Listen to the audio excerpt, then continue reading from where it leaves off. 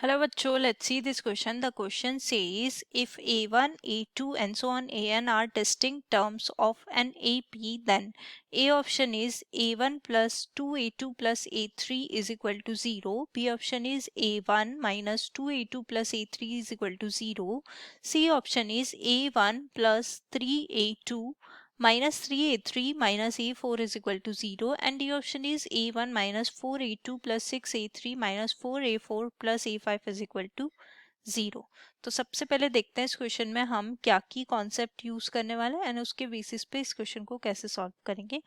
तो देखो, अगर हमारे पास जो क्वेश्चन है उसमें फर्स्ट टर्म ऑफ एपी, एक एपी है हमारे पास, कुछ इस तरीके से है that first term is A and common difference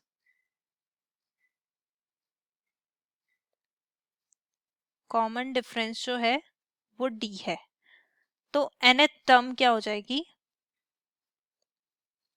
that is A plus n minus 1 into D. और वो AP जो है हमारी वो कुछ इस तरीके से होगी, that is A plus D, A plus 2D plus and so on. अब यहाँ पे जो क्वेश्चन है उसमें हमारे पास A1, so let's say A1 जो है, let A1 is equal to A. तो A2 हमारे पास क्या हो जाएगा, A plus D. Similarly A3 हमारे पास क्या हो जाएगा, A plus 2D. Similarly A4 हमारे पास हो जाएगा A plus 3D. A5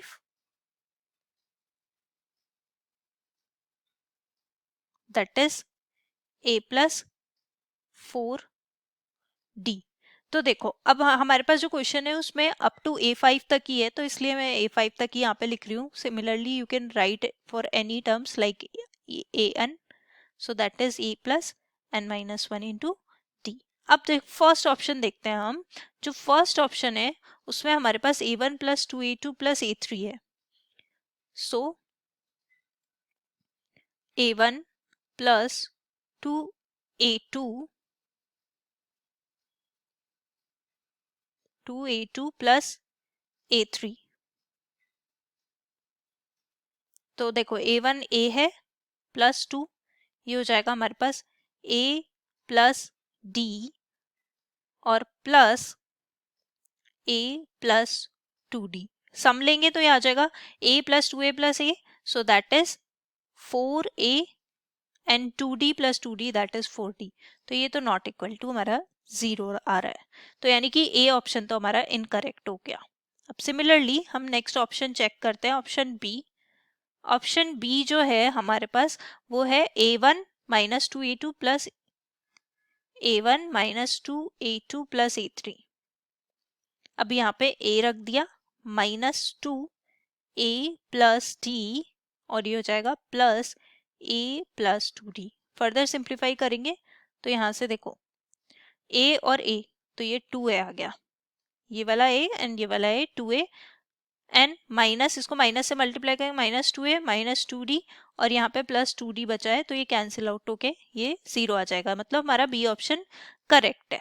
similarly हम क्या करेंगे, नेक्स्ट ऑप्शन चेक कर लेंगे, सी ऑप्शन. सो सी ऑप्शन में जो है हमारे पास A1 plus 3A2 minus 3A3 minus A4. सो A1 plus 3A2 minus 3A3 plus A4. तो देखो A1 जो है वो A है plus 3, this is A plus D minus 3A plus 2D plus A plus 3D. Let's multiply this, A plus 3A plus 3D,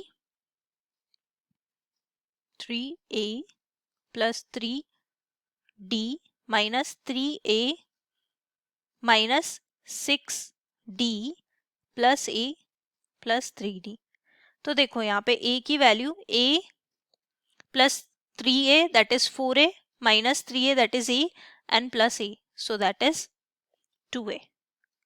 so 2A and D की value देखो 3D plus 3D, D की value जो है 6D minus 6D that is 0. सो मतलब ये भी हमारा 0 के इक्वल नहीं है, तो ये हमारा ऑप्शन करेक्ट नहीं है। नेक्स्ट है लास्ट ऑप्शन जो हम चेक कर लेते हैं, D option.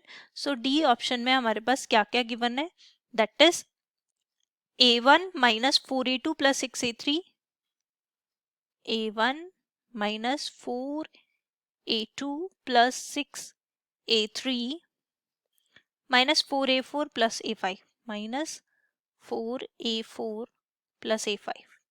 Let's put the value a minus 4 a plus d plus 6 a plus 2d minus 4 a plus 3d plus a plus 4d.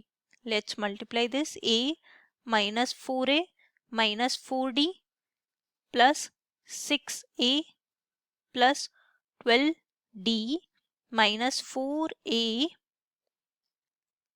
Minus 12d plus a plus 4d।